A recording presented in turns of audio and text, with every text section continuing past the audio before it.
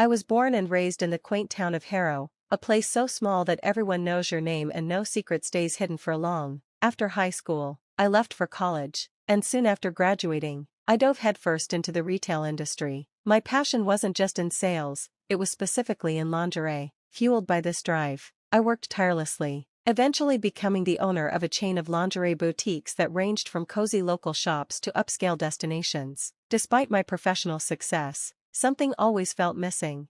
That's when Henry came into my life. It all started with a simple friend request. His profile picture showed a man in a sharp suit with an even sharper gaze. Intrigued, I accepted, and soon discovered he was a lawyer, a detail that perfectly matched his polished appearance. Our first exchange was unassuming, but his humor and wit quickly drew me in. Late-night conversations with him became my solace after long, grueling days. We talked about everything, from silly topics like cheesy pickup lines to deeper, meaningful reflections. His messages brightened my evenings, and eventually, he suggested we meet in person.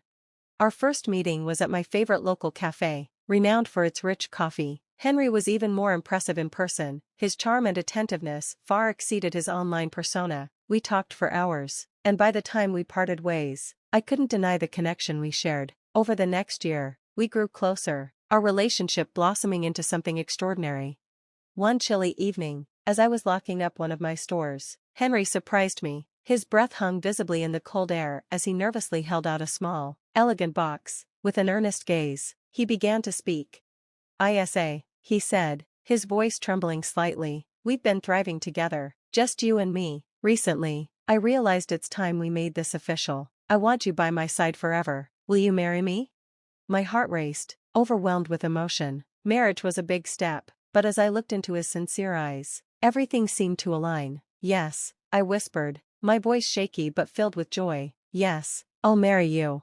But just as I began to revel in the moment, Henry's tone shifted. "There's something else we need to discuss," he said hesitantly. The word prenup fell like a cold shower over the warmth of the proposal. I blinked, taken aback. "Really, Henry? Is that necessary?" He quickly took my hands, his touch steadying me. "Isa, it's not about trust, it's about practicality. I've seen too many messy situations in my career. This is just protection, for both of us." He pulled out some documents. "It's straightforward. If either of us strays, the cheater forfeits their assets to the other. It's fair." I stared at the papers, conflicted. The romantic proposal now felt intertwined with a stark reality, but as I looked back at Henry, his expression was earnest. "All right," I finally said, "I'll consider it, but just so we're clear, Henry, I don't plan on ever giving you a reason to use this against me. That's all I'm asking," he said, visibly relieved. We celebrated that evening at a cozy restaurant, the warmth of the night momentarily making me forget the complexities of our conversation. Under the stars later, Henry pulled me close. "You know I love you, right? No document can change that." "I know," I replied, resting my head against his chest. "Just promise it won't come between us." "I promise," he said softly. A few days later, after consulting my own lawyer, I signed the prenup. It felt odd to sign something focused on the potential end of a relationship that had barely begun, but love is a gamble, and I was all in. For a while, we were the couple everyone admired, sharing laughs and stolen moments at gatherings, but as the months passed, subtle cracks began to form. The warmth we once shared started to cool. One day, during a shopping trip, we visited a perfume store where I chatted casually with a sales associate about different fragrances. After we left the store, Henry's demeanor shifted. His jaw was tight as he turned to me. "Who was that?" he asked sharply. Confused, I replied, "The sales associate? I was just asking about the perfumes." "Why?" His eyes were intense. "You seemed really into him," he accused. I stopped in my tracks, stunned by his insinuation. "Are you serious right now?" "I was discussing perfumes." "Henry, what's gotten into you?" I asked, baffled by his outburst. He scoffed, shaking his head. "Forget it. Let's just go home," he muttered, brushing the moment aside. But that incident was just the beginning of something deeper. Over the following weeks, Henry's jealousy became more pronounced. He grew colder, sulking or throwing sarcastic remarks anytime I so much as interacted with another man. At home, he became distant, often engrossed in his laptop or phone while I ate dinner alone, the silence between us heavier than the air. Unable to bear the growing tension, I confronted him one evening in his study. Henry, we need to talk, I said, firmly closing his laptop to ensure he paid attention. He sighed deeply, rubbing his temples. "Isa, you don't understand the pressure I'm under at work. And when I see you laughing and chatting with other men, it gets to me. It feels like you don't respect our relationship enough to keep your distance," he said, his voice tinged with frustration. The conversation quickly escalated, both of us airing out unspoken frustrations and resentments. The wounds of our relationship bled raw, yet no solutions were found. The situation worsened when friends approached me with unsettling news. Henry had been spreading rumors, accusing me of flirting with other men. "Henry," I confronted him angrily one night, "you've been talking about me behind my back? Telling people I flirt with other guys? How could you?" "It's not like that," he stammered, trying to justify his actions. "I might have said something, but only because I see how they look at you. You're too friendly, Isa, and you have no right," I interrupted, furious. "You're supposed to support me, not tear me down with lies. How can you expect trust when you act like this?" The argument left both of us exhausted, the love we once shared now buried beneath layers of mistrust and bitterness. A few days later, I found a note on the kitchen counter. Henry's usually precise handwriting was rushed. "Isa, let's try to start over. Meet me at the Grandview Hotel, room 181, at 7:10 p.m. tonight. Let's put the past behind us and move forward. H."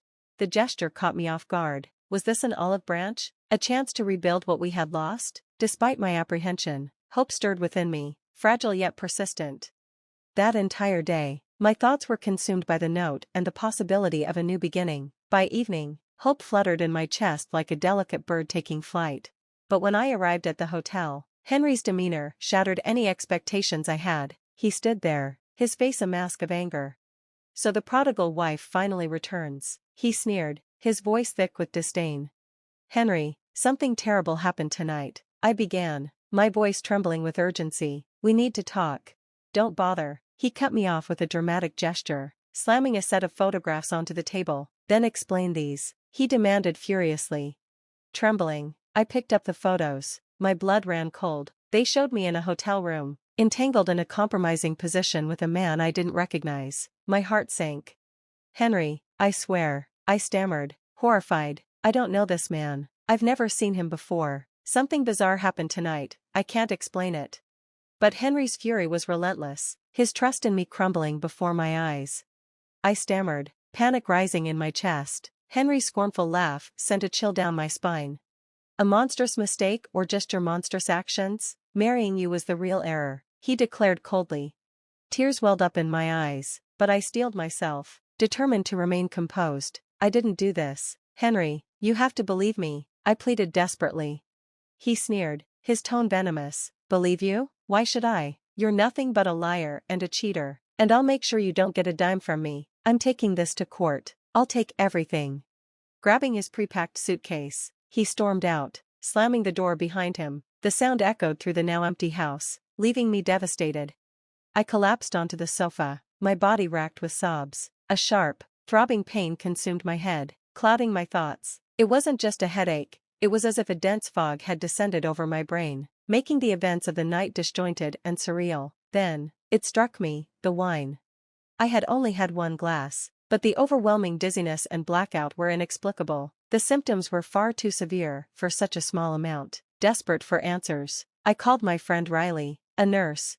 "Riley, something's wrong," I blurted out, my voice shaky. I had one glass of wine, and everything went dark. I woke up hours later, and now Henry has these photos. None of it makes sense.